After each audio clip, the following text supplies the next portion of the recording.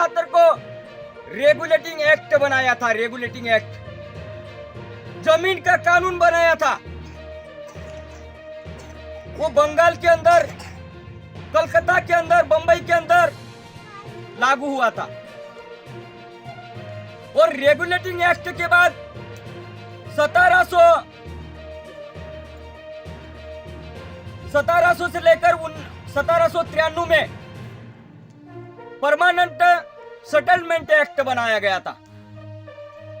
Permanent settlement act 10 साल का करार, 10 साल का करार करना और जमीन किसान भाइयों को देना, और वो जो महसूल जो जमा होता था वो अंग्रेज लेते थे। ये परमानेंट सेटलमेंट का जो कानून था, ये महसूल का कानून उन्होंने पहला कानून बनाया अंग्रेजों ने। फिर दूसरा कानून पुलिस का कानून बनाया। 1860 में आईपीसी भारतीय दंड संहिता का कानून बनाया गया। 1860 में आईपीसी भारतीय दंड संहिता का कानून क्यों बनाया गया? क्योंकि जो जितने भी अंग्रेज थे उन्होंने पूरे ट्राइबल विभाग को छोड़ के नॉन ट्राइबल विभाग को घेर लिया था। और घेरने के बाद चाहे वो हिंदू हो, चाहे मुसलमान हो, चाहे क्रिश्चियन हो, सभी को गुलाम बनाया गया था, सभी को गुलाम बनाया गया था। मगर इस धरती के ऊपर आदिवासियों ने गुलामी नहीं पत्कारी।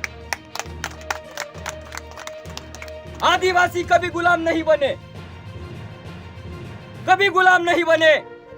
और जब ट्राइबल विभाग के अंदर जब घुसने की तैयारी की तो हमारे खाजा नायक ने, हमारे टंटिया मामा ने, हमारे बिरसा मुंडा ने, हमारे बेगड़ा भील ने, झलकारी बाई ने, दुर्गावती रानी ने, ऐसे अनेक महान क्रांतिवीरों ने आंदोलन करना शुरू किया कि तुम्हारा कानून भी नहीं चाहिए और तुम लोग भी नहीं चाहिए, तुम इस देश से निकलो, तुम इस देश के बाहर निकलो, क्योंकि इस देश के मालिक हम हैं।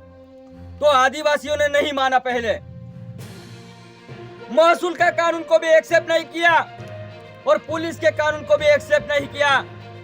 तो अंग्रेजों ने तीसरा कानून बनाना शुरू किया, तीसरा कानून।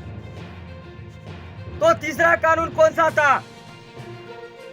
महसूल का कानून हो गया, पुलिस का कानून हो गया, तो तीसरा कानून ये था फॉरेस्ट का कानून। 1865 का फॉरेस्ट का कानून बनाया। और 1865 का फॉरेस्ट का कानून बनाने के बाद आदिवासी जंगल के अंदर भाग जाते थे लड़कर। तो जंगल के अंदर घुसना नहीं चाहिए आदिवासी समाज, इनको पकड़कर जेल के अंदर डालो। इसीलिए हमारे टंटिया मामा को आईपीसी भारतीय दंड संहिता की धारा 395, 396 और 302 के तहत फांसी की सजा दी गई जबलपुर के जेल में। पर टंटिया मामा ये कहते हैं कि बास रहो कामटो, बास रहो तीर खाद राख जे टंटिया वीर ले थारी कुकरीन ले थारो धार, भग जा सात समंदर पार, मान न मान टंटिया दैवत के आन न दूत लगे छमू में बान, यानी कि दुश्मन के सीने में बाण ठोक दिया।